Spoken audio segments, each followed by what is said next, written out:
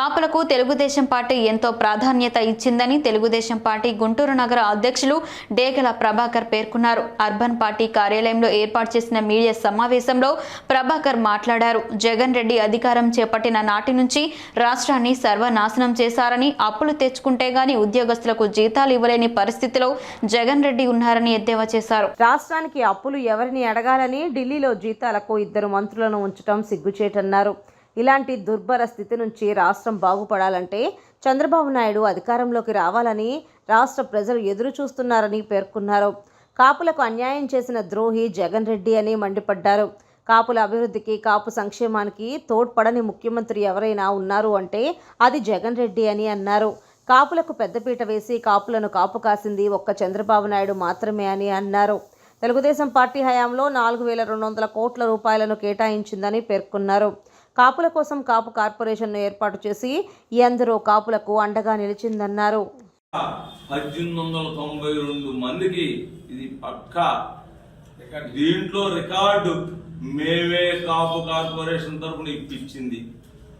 తద్వారా 2,1392 మందికి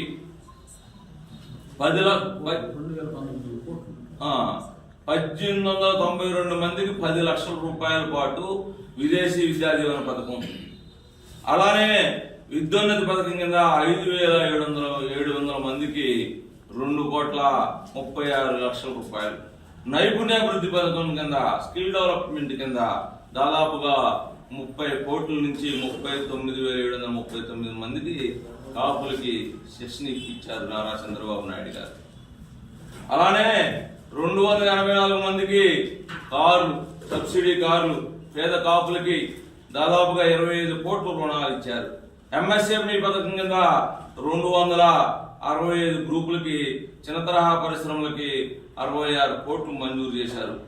రాష్ట్రంలో ప్రధాన నగరాల్లో మేము అడిగిన వెంటనే కాపులందరూ పెద్దలందరినీ ఇమ్మీడియట్లుగా గౌరవించి కాపులకి భవనాలు లేవని చెప్పేసి ఆ రోజున ప్రతి జిల్లాలో కాపు భవనం అనేది ఇమ్మీడియట్ గా శాంక్షన్ చేసి ప్రజల కాపుల యొక్క గౌరవాన్ని కాపాడినటువంటి ముఖ్యమంత్రి నారా చంద్రబాబు నాయుడు గారు 28 కోట్లు శాంక్షన్ చేశారు. మీ అందరూ పెద్దలందరూ కూడా అడిగిన వెంటనే ఇంత చేస్తే కాపు కాసింది కేవలం నారా చంద్రబాబు నాయుడు గారే. కాపులు ఎవరంటే ఉంటారంటే ప్రతి ఒక్కరం కూడా ఇవాళ అందరూ కూడా రాష్ట్రంలో అనేక రకాలుగా ప్రజల్ని మభ్యపెట్టాలని చూపిస్తున్నటువంటి ఈ ముఖ్యమంత్రి జగన్మోహన్ రెడ్డి మేము చెబుతున్నాం, మాకు న్యాయం చేసింది నారా చంద్రబాబు నాయుడు గారే.